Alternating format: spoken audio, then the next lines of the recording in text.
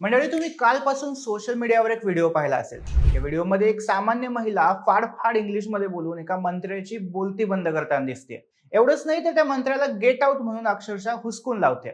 आणि आयरनीच्या देवा, हे सगळं होतंय महिलांसाठी म्हणून आयोजित केलेल्या नारी शक्तीच्या मोर्चा दरम्यान. आता यात होतंय काय की ज्यांनी फक्त अर्धाच व्हिडिओ पाहिलाय ते काही लोक या महिलेला चुकीचे ठरवतात.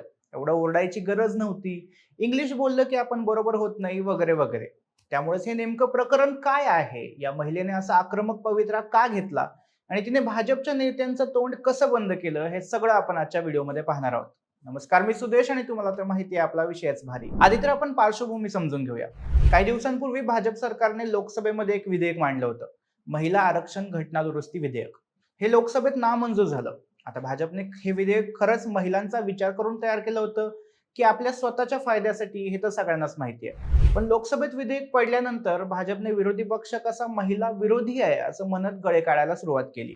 अगदी पंतप्रधान मोदींनीही त्यांच्या नेहमीच्या वेळेप्रमाणे रात्री 8:30 वाजता देशाला संबोधित केलं. यामध्ये भावनिक होत आपल्याला महिलांचं कसं कल्याण करायचं होतं आणि काँग्रेसने ते करू दिलं नाही असं म्हणत जनतेला साथ दिली.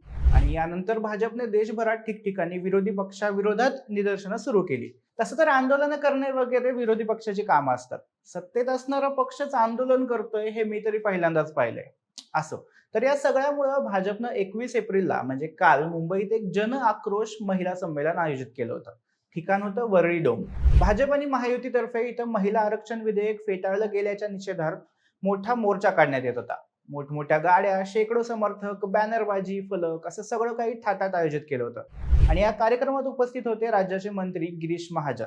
पण या आंदोलनाची किंमत मुंबईतल्या सामान्य नागरिकांना मोजावी लागत होती.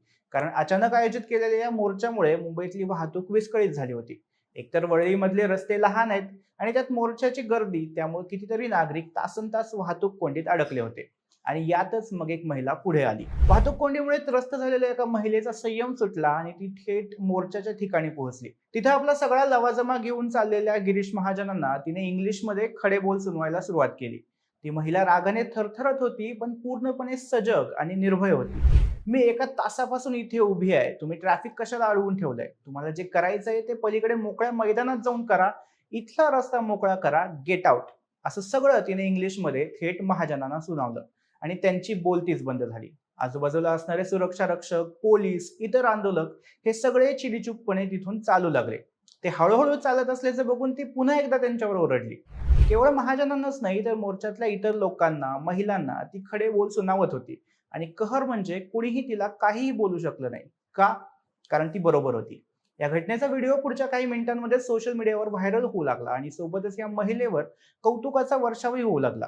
लोकांनी या महिलेला खरी नारी शक्ती म्हणत सलाम केला. कारण काय, तर जिथे हजारो कार्यकर्ते भाजपच्या नारी शक्तीच्या मोर्चामध्ये सहभागी होते, तिथे एका सामान्य महिलेने सगळ्यांना ठणकावून सांगितलं होतं की हे राजकारण आम्हाला नकोय, आमचा रस्ता मोकळा करा. आता अर्थातच आपल्याकडे नेहमी होतं तसं हे प्रकरण राजकीयदृष्ट्या गाजू लागलं. विरोधक देखील यावर आपली पोळी भाजून घ्यायला लागले. काँग्रेसचे प्रदेशाध्यक्ष हर्षवर्धन सपकाळ यांनी ट्विट केलं की आज फक्त गिरीश महाजनांना पळवून लावलंय. येणाऱ्या काळात देशातील महिला असंच भाजपला सत्तेतून हाकलतील. महिला सशक्तीकरणाच्या नावाखाली भाजपने जे राजकारण केलं त्याचा खरा चेहरा या भगिनीने वरळीत उघड केला, वगैरे वगैरे. शिवाय या व्हिडिओवरून संजय राऊत यांनी भाजपवर हल्ला केला. ते म्हणाले की हा महिलांचा विद्रोह आहे. स्वतः पंतप्रधान मोदी म्हणाले होते की महिला माफ करणार नाहीत आणि त्यांचे हेच शब्द आता भाजपला लागू होत आहेत. हे असं होणार हे तर नक्कीच होतं. जेव्हा कधी एखादी सामान्य व्यक्ती सरकारच्या विरोधात बोलते, तेव्हा विरोधी पक्ष लगेच त्याचं भांडवल करायला बघणार, हे तर फिक्सच आहे. पण या प्रकरणाकडे या सगळ्याच राजकारणाच्या पलीकडे जाऊन पाहिलं पाहिजे. खरं तर ती महिला भाजपची समर्थक होती की विरोधक, ती कोणत्या पक्षाची कार्यकर्ती होती की नाही, हे सगळं मॅटरच करत नाही. मुद्दा हा आहे की केवळ राजकीय स्वार्थासाठी काढलेल्या मोर्चामुळे नागरिकांची कशी गैरसोय होते आणि त्यात सामान्य माणूस कसा भरडला जातो, हे या प्रकरणामुळे पुन्हा एकदा दिसून आलंय. त्यातच बाकी सगळ्यांप्रमाणे हे शांतपणे खाली मान घालून सहन करण्याऐवजी तोंड वर करून एका महिलेने संपूर्ण व्यवस्थेला खडेबोल सुनावले. ना कुठलं बॅनर, ना घोषणाबाजी, फक्त एक संतप्त सामान्य नागरिक आणि तिचे स्पष्ट शब्द. बाकी दुसरीकडे या घटनेवरून आता या महिलेवरही टीका सुरू झाली आहे.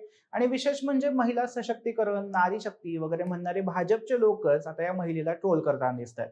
या विरोधाभासाबद्दल तुम्हाला काय वाटतं आणि एकूण या प्रकरणाबद्दल तुमचं काय मत आहे? तुमची मतं आम्हाला कमेंटमध्ये नक्की सांगा आणि विषयच भरीच्या YouTube चॅनलला सबस्क्राईब करायला विसरू नका. धन्यवाद.